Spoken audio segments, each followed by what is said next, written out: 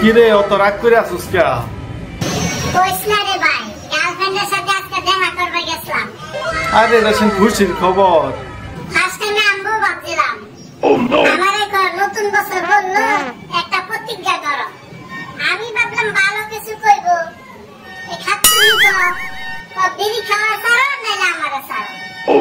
বা লাস্ট মাস তাইলে বিড়ি খাওয়াটা ছাইড়াই দিলি। মাথা খারাপ নাকি? গার্লফ্রেন্ডেরই বাদ দিছি। হায় রে তুই এটা কি করলে? যা করছি বালাই করছি।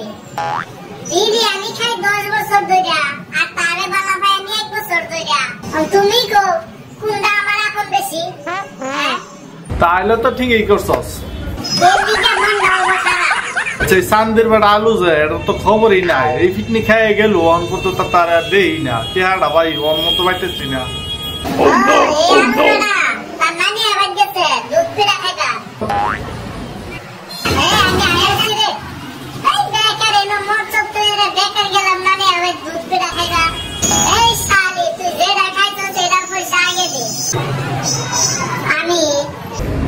মন নাই পিকনিক যে খাইছস এটা টেহা দুমলা তো না মন নাই। তোমার এখনো মনে আছে? মরার এখন তো মনে থাকতো। তুই জীবনে আমি জানবো অনেক খাইছস, এটার পয়সাটা দিয়ে দিবি। কোন বেড়া পিকনিক বাহিরা খায়? হ্যাঁ কোন বেড়া পিকনিক বাহি খায়? আমি আগে জানলে পিকনিক হইলে জামেলা না সরে। ও বাবা আর খাইবার বলে কি ফুটানি। দুধ দিলে পিস মুগি দুনোর পানি খাইছে। তোমার যে এখনো মনে আছে?